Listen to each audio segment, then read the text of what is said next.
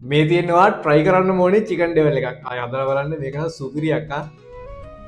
මම මෙතන පොඩිවට කපාගත්ත කුකුල් මස් කිලෝ එකක් විතර අරගෙන තියෙනවා. ලුණු කුඩු, ගම්මිරිස් කුඩු, කහ කුඩු ටිකක්. ඒ වගේම මම මෙතනදී ඇපල් සයිඩර් විනාගිරි දාගන්නවා සාමාන්‍යයෙන් ඉතින් මේ සැන්දක් විතර.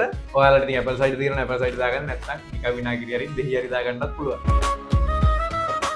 දැන් ඔයාලා මේ සීසන් කරගත්ත මස් එක ගැඹුරු තෙලේ රන්වන් පාට වෙනකම් බැද ගන්න ඕනේ. අපි මුලින්ම මේ පෑන් එකට පොල් තෙල් දාගෙන ඉන්න ඕනේ. තෙල් ටික රත් වෙගෙන ඉද්දි ඉඟුරු සුදු ලුණු, කොච්චි, කැරට්. දැන් අපි මේ ටික පොඩ්ඩක් ෆ්‍රයි කරගන්න ඕනේ. දැන් අපි මේකට ලීක්ස් වල කඳ තියෙන ලීක්ස් වල සුදු පාට කොටස අන්න ඒක එකතු කරගන්නවා. ඒ වගේම ලුණු, මාළු මිරිස්, තක්කලි, කරපිංචා ටිකක්, ඒ වගේම සෝයි සෝස් චුට්ටක්, ඊට පස්සේ ටොමැටෝ සෝස්.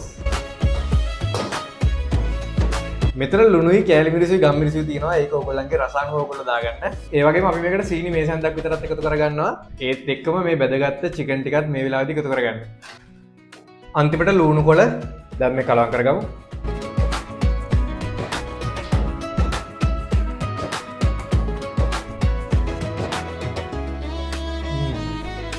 I think වෙන වචන නෑ මේකේ රහ කියන්න.